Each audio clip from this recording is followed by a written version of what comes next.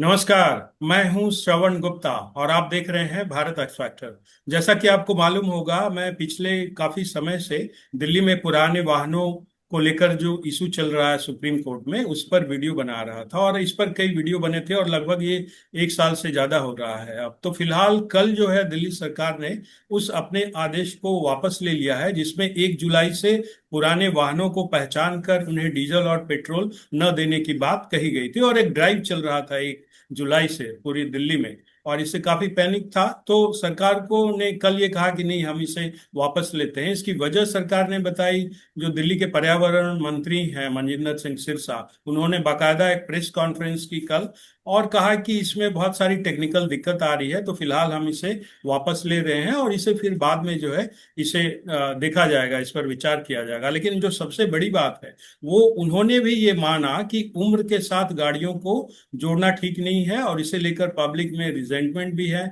लोगों में बहुत असंतोष है। तो ये फिलहाल जो है हम इसे वापस ले रहे हैं। तो आज हमारे साथ हैं मिस्टर लक्ष्मी नारायणन। उनकी पत्नी ही ये केस लेकर सुप्रीम कोर्ट में गई थी और ये सुप्रीम कोर्ट में फिलहाल ये मामला चल रहा है। इसी बीच दिल्ली सरकार का ये जो है ड्राइव वापस लेने का आदेश आ गया। तो सीधे बात करते हैं मिस्टर लक्ष्मी नारायणन से। लक्ष्मी नारायणन जी, आपका बहुत बहुत स्वागत है। Thank you. नमस्कार। तो कल जो दिल्ली सरकार ने ये 1 जुलाई से जो ड्राइव शुरू किया था पुरानी गाड़ियों को पेट्रोल डीजल न देने की का ड्राइव और उन्हें सीज करने का ड्राइव, स्क्रैपिंग से के लिए भेजने का ड्राइव, वो फिलहाल सरकार ने वापस ले लिया है, दिल्ली सरकार ने। इसे आप कैसे देखते हैं? देखिए, हमारा मैटर सुप्रीम कोर्ट में ऑलरेडी चल रहा है पिछले सितंबर 2024 से। तो बाकी डिटेल्स आपने ऑलरेडी पहले सब हमारे दर्शकों को आपने बता रखा है, तो मैं उसको दोबारा रिपीट नहीं करूंगा। जब हमें मालूम पड़ा कि दिल्ली सरकार 1 जुलाई से जो है पुरानी गाड़ियों को फ्यूल बंद कर रही है, पेट्रोल पंप में इस तरह कर रही है, तो हमने दिल्ली सरकार को एक नोटिस भेजा, जितने भी सेक्रेटरी और कंसर्न लोगों को है, कि हमारा मैटर सुप्रीम कोर्ट में पेंडिंग है।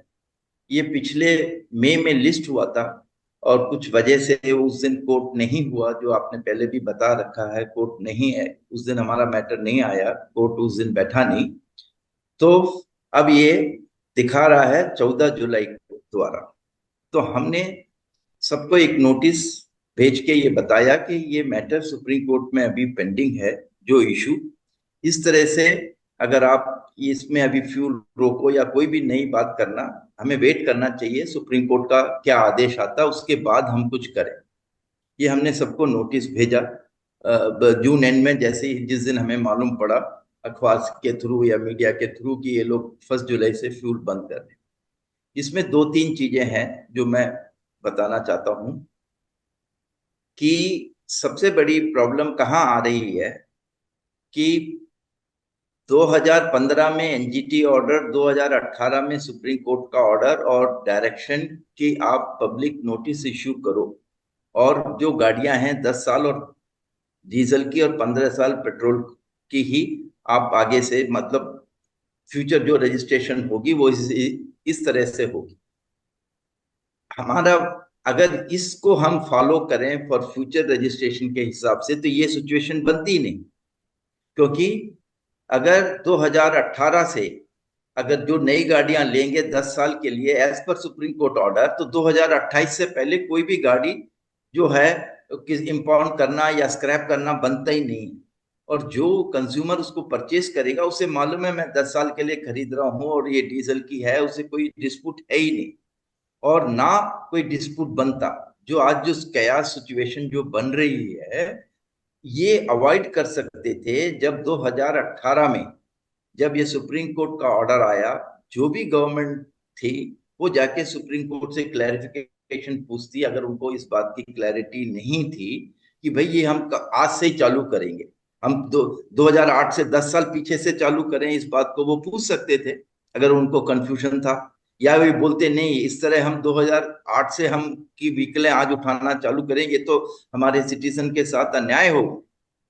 हम 2018 के बाद जो गाड़ियां नई रजिस्टर होंगी उनको बोलेंगे हम 10 साल के लिए ही कर रहे हैं और ये 15 साल के लिए कर रहे हैं, और ये इसमें नए कानून लागू होंगे एज पर सुप्रीम कोर्ट और एनजीटी के डायरेक्शन से। तो ये कंफ्यूजन नहीं आता। और अगर आपने ये सोच के लागू कर दिया 10 साल पुराना, ना तो कोर्ट ने बताया और आपने उसको लागू कर दिया, तो सारे कंज्यूमर और सिटीजन के ऊपर इतना ज्यादा इफेक्ट हुआ। उन्होंने 15 साल की रजिस्ट्रेशन कराई, फीस दी, पैसे दिए, और आज आप उसको 5 साल पहले ही डिस्ट्रॉय करो अच्छी कंडीशन के व्हीकल जो पोल्यूशन को भी मीट कर रही है। ये कहाँ का जस्टिफिकेशन हुआ? तो इसमें कहीं ना कहीं चूक हुई है। अब जो भी हुआ, हम इस बात से काफी खुश हैं कि कल गवर्नमेंट ने इसको रियलाइज किया और वो चाहते हैं कि दिल्ली सिटीजन को राहत मिले। हम उनके साथ खड़े हैं, ये उनके शब्द हैं। अगर वो दिल्ली सिटीजन के साथ खड़े हैं तो अभी, क्योंकि ये मैटर सब जुडिश है, हमें कोर्ट में जाके, हमारी अगर 14 को डेट लग रही है या किसी और दिन लग रही है, हम साथ में मिलके हम उनको बोलेंगे ये ऑर्डर को हम फ्यूचर से लागू करेंगे, रेट्रोस्पेक्टिव नहीं करेंगे, तो सारी समस्याएं का समाधान तुरंत निकल जाए। जी क्योंकि कोई भी गाड़ी आज कंपाउंड या उसको स्क्रैप करने की कोई नौबत नहीं आई। जिस गाड़ी जितने साल के लिए जिस कंडीशन से जिस टर्म से रजिस्टर्ड है वो ऑनर हो जाए। ये हम्म। मेरा कहने का जो है सबसे मूल मुद्दा यही है। और बाकी चीजें अगर हम अपने हिसाब से कोई भी गवर्नमेंट या कुछ नई लॉ, क्योंकि सुप्रीम कोर्ट के डायरेक्शन ऑलरेडी इस पे सुनवाई हो चुकी है कि हम इसको जो उम्र से नहीं जोड़ें, पोल्यूशन से, ये सारी बातें उस टाइम होनी चाहिए थी जब मैटर चल रहा था। तो सुप्रीम कोर्ट तो यही बोलेगी कि जो मैटर ऑलरेडी हम सुन के डिसमिस कर चुके हैं उसके ऊपर हम दोबारा नहीं सुन सकते। हम्म। लेकिन ये जो हमारा मैटर है कि ये ऑर्डर कहाँ से लागू होगा, रिट्रोस्पेक्टिव होगा, प्रोस्पेक्टिव होगा, इस पे जो है क्लैरिटी चाहिए, जो पेंडिंग है वो जी। हमने कोर्ट से रिक्वेस्ट करी है, जो हम जस्टिफाई कर सकते हैं। और जितने हम्म। भी हमारे मैटर जब भी हुए उस टाइम कंज्यूमर्स का कोई रिप्रेजेंटेटिव नहीं था जो कंज्यूमर की बात को रखे, उनकी प्रॉब्लम को समझाए और उनके लिए कॉम्पेंसेशन मांगे। तो ये बाकी तो इसमें कई चीजें हैं। हमने ये भी बोला मैन्युफैक्चरर कहाँ से अफेक्टेड है। लोग बाग जो चीज खरीदते हैं, जो लाइसेंस्ड है, जो प्रोड्यूस है, जो लीगली अवेलेबल है, तो कंज्यूमर तो जो अवेलेबल है वो, ये तो गवर्नमेंट को देखना है कि कौन सी पोल्यूशन करती है नहीं करती, उसको 10 साल 15 साल उसको हम अलाउ करें नहीं अलाउ करें उसमें। हाँ, अभी हमने एक और बात, नई बात हमने सजेस्ट करी है कि जैसे पोल्यूशन को कंट्रोल करना है तो मैन्युफैक्चर रिस्पॉन्सिबिलिटी ले। वो 15 साल बोलता है, 1 साल अगर वारंटी देता है, बाकी वो कहेगा कि 14 साल तक मैं आपकी एएमसी करूंगा, एनुअल मेंटेनेंस कॉन्ट्रैक्ट, हर 3-6 महीने मेरा आदमी आएगा या आप वर्कशॉप को लाओगे, मैं उसको करूंगा, हमसे भले जो भी चार्ज है वो लेगा, लेकिन रिस्पॉन्सिबिलिटी उसकी होगी कि वो गाड़ी पोल्यूशन क्वालिफाई करे, टेस्ट नहीं करे तो ये मैन्युफैक्चर की टेक्निकल प्रॉब्लम है, it is not consumer problem. जी इस जी। नहीं, बात से ही समस्या का समाधान निकलेगा। जी ये आपने कंज्यूमर तो बड़ी पे कर सकता अच्छी है ना। चीज। जी आपने बड़ी अच्छी चीज कही। अब पूछ लेते हैं मिस्टर अभिनव वर्मा से। मिस्टर अभिनव वर्मा ही जो है इसको, इस केस को सुप्रीम कोर्ट में देख रहे हैं। एक और वकील हैं, सीनियर वकील चारू माथुर, वो भी इनके साथ हैं। तो ये अभिनव जी, ये जो दिल्ली सरकार ने ये फैसला वापस लिया है, तो अब जब ये मामला 14 जुलाई को अगर मान लें कि सुप्रीम कोर्ट में फिर इस पर सुनवाई होती है, तो दिल्ली सरकार का जो ये ऑर्डर वापस लेने का, ये 1 जुलाई का जो शुरू हुआ था उसे वापस लेने का, क्या सुप्रीम कोर्ट इसे देखेगा? या इस पर आपके केस पे जो कि रेट्रोस्पेक्टिव वाला, उसमें मेन पॉइंट है कि पीछे से लागू क्यों किया है सरकार ने, और सुप्रीम कोर्ट ने अभी इस पर कुछ नहीं कहा है, जो अभी मिस्टर लक्ष्मी नारायणन बता रहे हैं, तो इस केस का सुप्रीम कोर्ट में जो है क्या असर पड़ेगा 1 जुलाई से कुछ के फैसले को जो वापस लिया है दिल्ली सरकार ने? तो सर, सुप्रीम कोर्ट में जो 1 जुलाई से जो दिल्ली गवर्नमेंट ने जो डिसीजन लिया है, वो उन्होंने ये कहते हुए लिया है कि वो टेक्निकल इश्यूज की वजह से इस लॉ को इम्प्लीमेंट नहीं कर पाएंगे। जो सुप्रीम कोर्ट की डायरेक्शंस हैं उनको इम्प्लीमेंट नहीं कर पाएंगे। और उन्होंने ये भी एक्सेप्ट किया है अपने स्टेटमेंट्स में कि ये जो लॉ है वो फेयर नहीं है, जस्ट नहीं है और रीजनेबल नहीं है। तो एक तरीके से उन्होंने उस चीज को सरकमवेंट करने की कोशिश की है जो सुप्रीम कोर्ट ने डायरेक्शंस दिए हैं, क्योंकि ये जो डायरेक्शंस हैं ये पब्लिक एट लार्ज को इफेक्ट कर रहे हैं। 62 lakhs पीपल इसमें इफेक्ट हो रहे हैं, उनकी गाड़ियां इफेक्ट हो रही हैं। तो कहीं ना कहीं गवर्नमेंट को पब्लिक का सपोर्ट चाहिए इस चीज को इम्प्लीमेंट करने के लिए, और पब्लिक के अंदर बहुत गुस्सा है, इसलिए वो इम्प्लीमेंट नहीं कर पाएंगे इस लॉ को। तो हम अब सुप्रीम कोर्ट में जो नेक्स्ट डेट होगी, हम सुप्रीम कोर्ट में यही बोलेंगे कि ये जो रेट्रोस्पेक्टिव वाली बात है, हम ये बात उठाएंगे, और प्लस हम ये बोलेंगे कि इसका एक ऑब्जेक्टिव जो टेस्ट होना चाहिए कि जो गाड़ी पोल्यूशन कर रही है सिर्फ उनको ही बैन करना चाहिए, वही रीजनेबल चीज है करने के लिए। और बाकी जो रेट्रोस्पेक्टिव वो कर रहे हैं कि रेट्रोस्पेक्टिवली अप्लाई कर, दिल्ली गवर्नमेंट को उसकी कोई नॉलेज नहीं है कि उनको रेट्रोस्पेक्टिवली अप्लाई करना है या प्रोस्पेक्टिवली अप्लाई करना है। जब हमने उनको एप्लीकेशन लगाई थी उनके पास, तो उन्होंने हमें यही रिप्लाई दिया था कि उनके पास कोई इसका जवाब नहीं है, उनके जुरिस्डिक्शन में ये फॉल नहीं करता है, और आप सुप्रीम कोर्ट और एनजीटी से ही जाके इसका आंसर पूछिए। तो ओके। हम सुप्रीम कोर्ट इस पे क्लैरिफिकेशन लेंगे कि ये क्या रेट्रोस्पेक्टिवली लग सकता है ये लो। तो इसका मतलब है कि आपका जो मुख्य बिंदु है वो है रेट्रोस्पेक्टिव, कि पीछे से लागू ना हो। और इस पर जो है सुप्रीम कोर्ट में मिस्टर लक्ष्मी नारायणन गए हैं। लेकिन एक चीज तो तय है, आप ये इसका पूछ लेते हैं मिस्टर लक्ष्मी नारायणन से कि ये ठीक बात है कि सुप्रीम कोर्ट में आप गए क्योंकि रेट्रोस्पेक्टिव वाले पॉइंट पे, लेकिन जो अभी कुल मिलाकर जो अभी कल बात आई उसमें ये साफ झलक रहा है कि इसमें गाड़ियों के पॉल्यूशन को देखा जाए, न कि उसके उम्र को देखा जाए। ये बात दिल्ली सरकार ने भी मानी है, मतलब इशारों इशारों में, और कहा भी है इसे।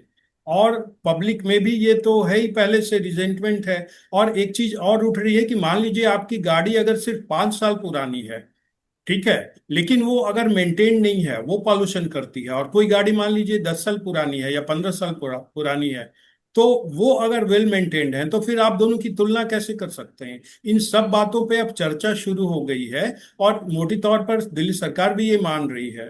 तो इस पे जो सुप्रीम कोर्ट अब इस पर पूरे, अगर इसको अगर कंक्लूड करें कि पूरे मामले को जब देखेगा सुप्रीम कोर्ट, तो ये क्या, ये रेट्रोस्पेक्टिव वाली बात भी आएगी और गाड़ियों की उम्र की भी बात आएगी mister Lakshmi Narayanan?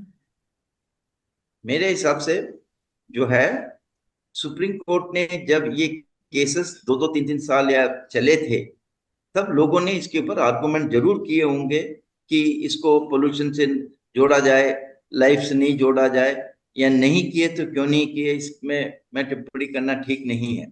Supreme court ने जब एनजीटी ऑर्डर को माना, उसको बोला लागू करो 2018 में, जिसमें एनजीटी ने लिखा है कि 10 साल डीजल गाड़ी और 15 साल, और पोल्यूशन से उसको कनेक्ट नहीं किया, तो और उसको सुप्रीम कोर्ट ने के बेंच ने ऑलरेडी उसको अप्रूव किया, उसके ऊपर उसको आज की तारीख में कोई उसको कैसे चेंज करेगा।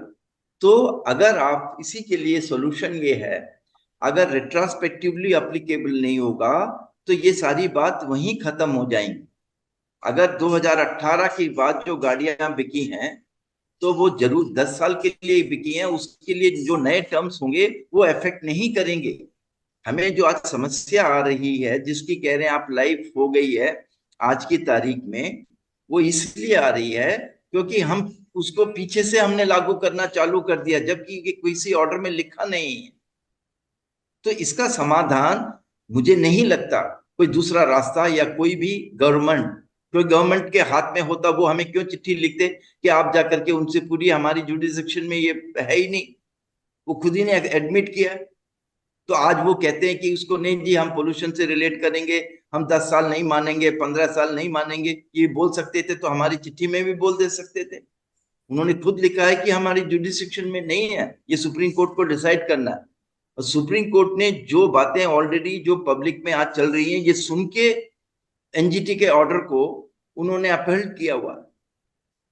तो जो अब नई बेंच है वो सारा रिव्यू करने जाएगी, ये मेरे समझ में नहीं आता।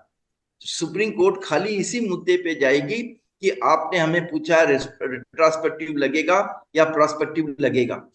हमने कहाँ लिखा इस पे रिट्रोस्पेक्टिव लगेगा या हाँ इस तो पे ये नहीं ठीक है, लगेगा, उस पे चर्चा करेगी। ये ठीक है, सुप्रीम कोर्ट रेट्रोस्पेक्टिव पे अपना फैसला सुना सकती है, लेकिन जो ये असल जिम्मेदारी तो सरकार की है, हर चीज थोड़ी ना सुप्रीम कोर्ट तय करेगा। अगर पब्लिक ये हाँ कह रही है और सरकार इनडायरेक्टली मान रही है, कह रही है कि गाड़ियों के पॉल्यूशन को देखना चाहिए ना कि उम्र को, तो हो सकता है सरकार इस पर सोचेगी, पब्लिक का दबाव बनेगा और सरकार फिर इसे सीधे लिंक करेगी पॉल्यूशन से, गाड़ियों के पॉल्यूशन से।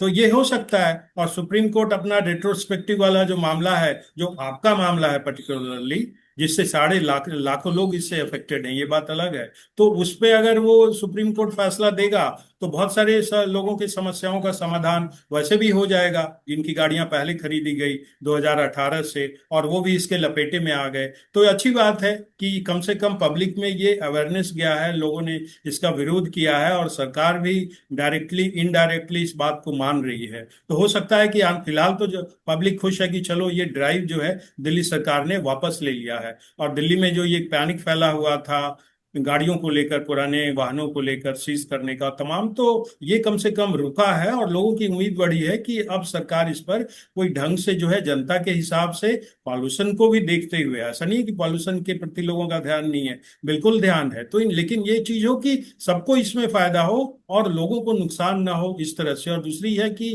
भाई 10 साल 15 साल आपकी संपत्ति है, एसेट है, उसे आप लाखों की संख्या में कैसे एक एक झटके में आप कबाड़ा घोषित कर सकते हैं। और तीसरी चीज जो आपने कही मिस्टर नारायणन, लक्ष्मी नारायणन, कि भाई ये कंपनियों को भी, जो ऑटो मोबाइल कंपनियां हैं जो गाड़ियां बनाती हैं, उन्हें भी इस बात की जिम्मेदारी कहीं ना कहीं लेनी होगी कि वो अपनी गाड़ियां ऐसे बनाएं, या ऐसे कुछ उसका उसका ऐसे कुछ उपाय सुझाएं जिसमें पॉल्यूशन जो है कंट्रोल्ड हो, और उनकी वो जिम्मेदारी लें। ये आपने अच्छी बात कही। तो फिलहाल आपसे बात कर अच्छा लगा, और फिर आपका ये केस चूंकि मुझे एक चल बात रहा कहनी है, है। मुझे एक बात बोलनी है। जी बताइए। जो आप बता रहे हैं कि पोल्यूशन से हम इसको इशू को रिलेट करें, वो एक और बात से साफ हो जाता है। अभी जब भी दिल्ली का पोल्यूशन बढ़ता है 200 250 300, तो इन्होंने वो बनाया कि ग्रेड 1 ग्रेड 2 ग्रेड 3 करके बनाया है।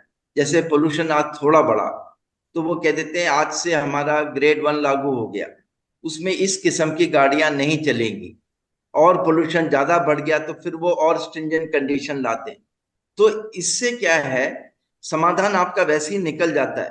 आपकी गाड़ी पोल्यूशन कर रही है उस दिन चलेगी नहीं, तो किस बात का पोल्यूशन का कंट्रोल सर्टिफिकेट चाहिए आपको? जब वो जिस दिन आपका पोल्यूशन ज्यादा है उस गाड़ी को आप वैसे ही, चाहे वो 9 साल की हो, चाहे 4 साल की हो, 15 साल की हो, उसको आप अलाउ नहीं करते चलाना रोड पे। 3 दिन 2 दिन 5 दिन के लिए बंद हो जाता है, तो उसकी समस्या वैसे ही निकल जाती है। जी जी। जब वो गाड़ी, चाहे वो 5 साल पुरानी हो या 15 साल पुरानी हो, उस दिन उसको अलाउ नहीं है अगर वो पोल्यूशन कर रही है, उस ग्रेड के अंदर आ रही है। बिल्कुल बिल्कुल। तो उससे भी उनकी समस्या का समाधान निकल जाता है पोल्यूशन। जी और हमारा तो कहना यह है कि गाड़ी का जो पोल्यूशन नहीं कर रही गाड़ी और उसकी वैलिडिटी सर्टिफिकेट है, उसके पास उसने पैसे दिए, सब कुछ किए हैं, तो उसको रेट्रोस्पेक्टिवली जाके कैंसिल करना ये बड़ा इनजस्टिस। बिल्कुल। और ये बात बार बार कही जा रही है कि ये मिडिल क्लास का मामला है। मिडिल क्लास पूरी जिंदगी का में के पैसे जमा कर इकट्ठा कर वो गाड़ी लेता है, और 10-15 साल में आप उसे नकारा बता दे रहे हैं, अगर वो बिल्कुल यस। पॉल्यूशन नहीं करती है तब भी। तो जी। ये हर तरह से नुकसान ही है।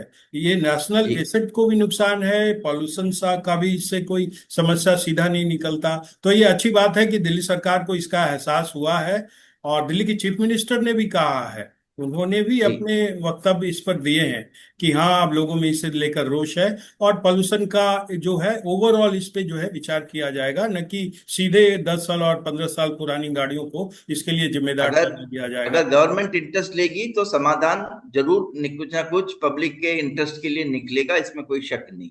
बिल्कुल बिल्कुल, मुझे भी यही लगता है, और लेट्स होप कि आने वाले दिनों में जो है इसका कोई रास्ता निकले। तो आप हमसे जुड़े, आपका बहुत बहुत धन्यवाद।